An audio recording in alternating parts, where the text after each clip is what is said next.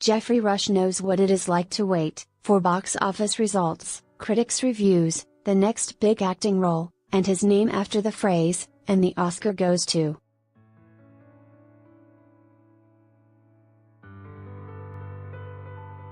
But the 67-year-old has been waiting now since last November, for perhaps the most important result of his life.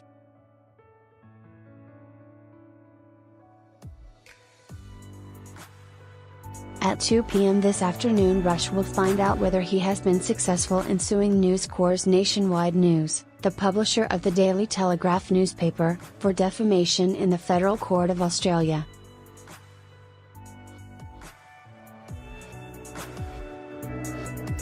In November 2017, the newspaper published front pages and articles alleging Rush behaved inappropriately towards a young actress during the Sydney Theatre Company's 2015-16 production of King Lear.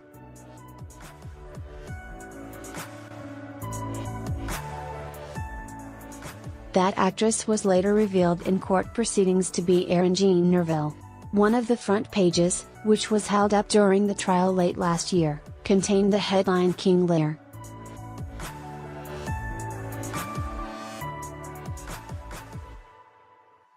The former Australian of the Year strenuously denied the allegations and said it made him sick to his stomach to read the newspaper portraying him as a pervert and a sexual predator.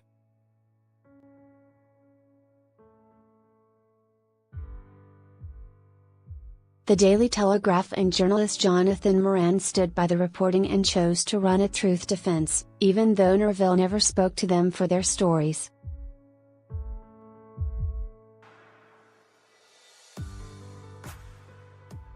At trial before a packed public gallery, Rush denied making lewd gestures towards Nerville, calling her yummy and scrumptious, intentionally touching her right breast during a scene, and rubbing her back while they once waited in the wings.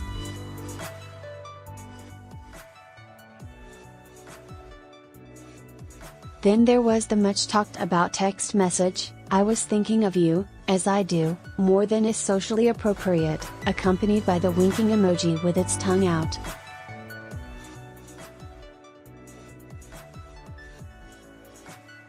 Rush said the emoji was the looniest one he could find and was not inappropriate, but Nerville told the court when she read it she felt bewildered and panicked.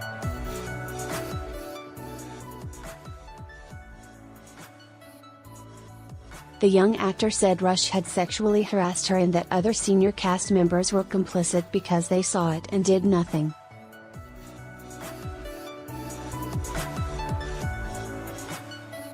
Veteran actors Robin Evan and Helen Budai, as well as director Neil Armfield, told the court they saw nothing untoward and would have spoken up if they did, while young actor Mark Winter supported some of Nerville's version of events.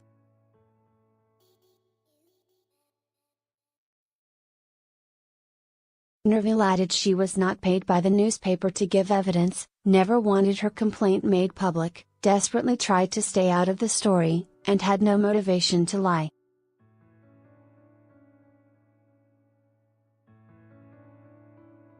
Other witnesses stole the spotlight at times during the trial, including actor Helen Budai, who started to sing Truly Scrumptious from musical The Chitty Chitty Bang Bang after scoffing at suggestions Rush has said those words to Nerville in an offensive manner.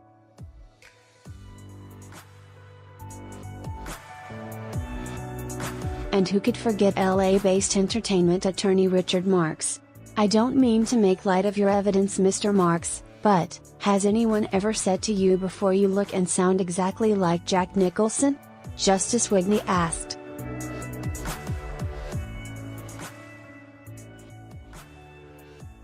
He then went back to his seat in the public gallery, put on the sunglasses, turned to face his honor and bowed, causing almost everyone in the court to erupt into laughter.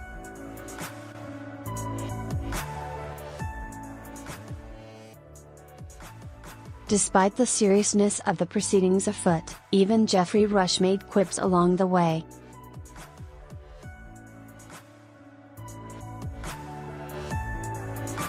When asked why he gravitated towards character roles rather than lead roles, he replied, I can't take my shirt off, I don't have the pecs.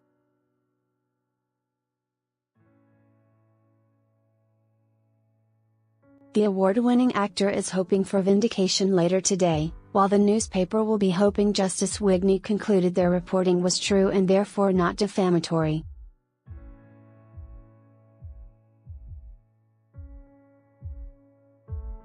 Justice Wigney could also deliver a mixed judgment and find some parts of the newspaper's truth defense hold up while others do not.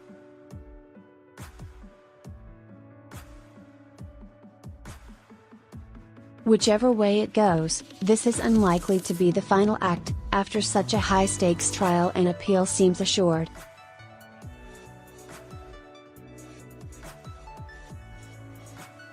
More stories from New South Wales.